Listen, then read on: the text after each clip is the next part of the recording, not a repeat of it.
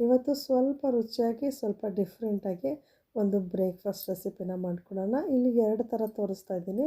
ಒಂದು same ಮೆಥಡಲ್ಲಿ prepare ಮಾಡಿರೋಂಥ breakfast, ಅದನ್ನು ಎಣ್ಣೆಯಲ್ಲಿ ಫ್ರೈ ಮಾಡ್ಕೊಂಡಿದ್ದೀನಿ. ಇನ್ನೊಂದು ತವಾದಲ್ಲಿ ಬೇಯಿಸ್ಕೊಂಡಿದ್ದೀನಿ. ಇದು ಹಂಚಿನಲ್ಲಿ ಬೇಯಿಸ್ಕೊಂಡಿರೋದು.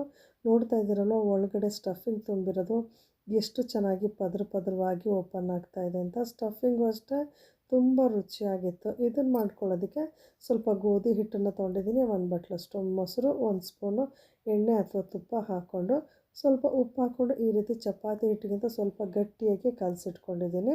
ಸ್ಟಫಿಂಗ್ ತುಂಬ್ಕೊಳ್ಳೋಕ್ಕೆ ಪ್ಯಾನಲ್ಲಿ ಸ್ವಲ್ಪ ಎಣ್ಣೆ ಹಾಕ್ಕೊಂಡು ಈರುಳ್ಳಿ, ಕ್ಯಾರೆಟು ಮತ್ತು ಆಲೂಗೆಡ್ಡೆನ ಹಾಕ್ಕೊಂಡಿದ್ದೀನಿ. ಈರುಳ್ಳಿನ ಹೆಚ್ಚಿ ತೊಗೊಂಡಿದ್ದೀನಿ. ಆಲೂಗೆಡ್ಡೆ ಮತ್ತು ಕ್ಯಾರೆಟನ್ನ ತುರಿದು ತೊಗೊಂಡು ಈ ರೀತಿ ಒಗ್ಗರಣೆ ಮಾಡಿಕೊಂಡು ಅದಕ್ಕೆ 1 ಸ್ಪೂನ್ ಅಚ್ಕಾರದ ಪುಡಿ, ಸ್ವಲ್ಪ ಚಾಟ್ ಮಸಾಲ, ಸ್ವಲ್ಪ ಗರಂ ಮಸಾಲ, ಸ್ವಲ್ಪ ಉಪ್ಪು ಹಾಕಿ ಚೆನ್ನಾಗಿ ಫ್ರೈ ಮಾಡಿಕೊಂಡು ಸ್ಟವ್ ಆಫ್ ಮಾಡಿದ್ಮೇಲೆ 1-2 ಸ್ಪೂನ್ ಚಿರೋಟಿ ರವೆ ಹಾಕ್ಕೊಂಡು ಚೆನ್ನಾಗಿ ಮಿಕ್ಸ್ ಮಾಡಿಕೊಂಡು ಸ್ಟಫಿಂಗ್ನ ಪಕ್ಕಕ್ಕೆ ಇಟ್ಕೊಂಡಿದ್ದೀನಿ.